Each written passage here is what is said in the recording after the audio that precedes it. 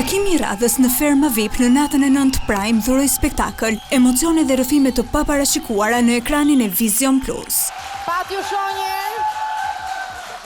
Një televotim i hapur prej ditës së premte për 5 djemt, Big Baston, Erandin, Andrean, Yllin dhe Ganiun i ndërpreu rrugëtimin këtij të fundit. Edhe pse u bë pjesë e lojës, një javë pas konkurrentëve të tjerë, Gania u shndërrua në një prej fermerëve më të komentuar të këtij edicioni.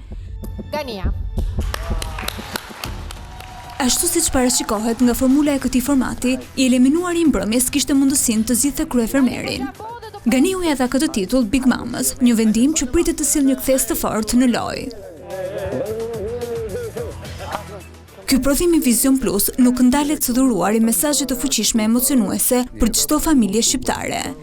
I tillë ishte edhe rrëfimi i Erand Soilit. Për herë të parë, aktori tregoi një tjetër dimension duke shpalosur shumë nga jeta e tij personale, siç është çështja e divorcit. Një mesazh shumë i fortë për një marrëdhënie ndonse të përfunduar, ku mbizotëron mirëkuptimi. Unë të kam ndjekur. Një letër motivuese nga e bia emocionoi jo vetëm fermerin, por edhe publikun.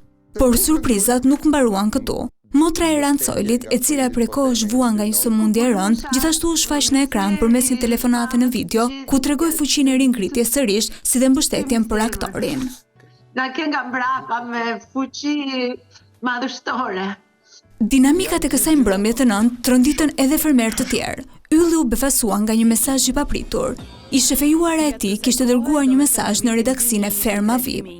Rreshta këtoj që ngritën pikpyetje të mëdha. Serioze se ai ishte më interesuar ndaj burrave sesa ndaj grave.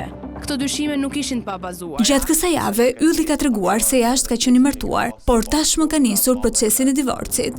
Deklarat kjo, e cila nuk i ka pëlqyer as pak gruas së tij, e cila ka dhënë një tjetër version të ngjarjes. Sa i përket këtyre akuzave, Ylli ka cilësuar sulmin ndaj imazhit të tij. Divorci jon është shkak i familjes vet. Gara e fortë dhe qëllimi për të arritur drejt finales tani më është i qartë. Miqësitë që duket se shkonin për te lojës janë krisur.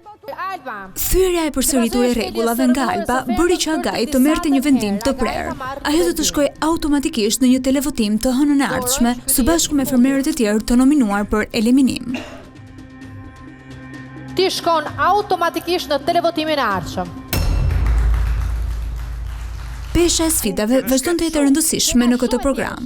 Ato përcaktojnë jo vetëm nominimet, por edhe buxhetin e javës. Fermerët arritën të fitojnë 88% të buxhetit, një shumë që do të mbetet e vlefshme deri javën e ardhshme. Hajde urime, merrni gjallë prap. Kjo mbrëmje e nëntë u mbyll sigurisht me atmosferë pozitive dhe muzikë. Ditëlindja e Esterit u festua gjatë me pjesëmarrjen e ish fermeres së edicionit të parë, Jessica Polo. Këto dhe të tjera zhvillime mund t'i ndiqni në Ferma VIP 1 dhe Ferma VIP 2, po ashtu dhe në rrjetet tona sociale si dhe në kanalin zyrtar të YouTube.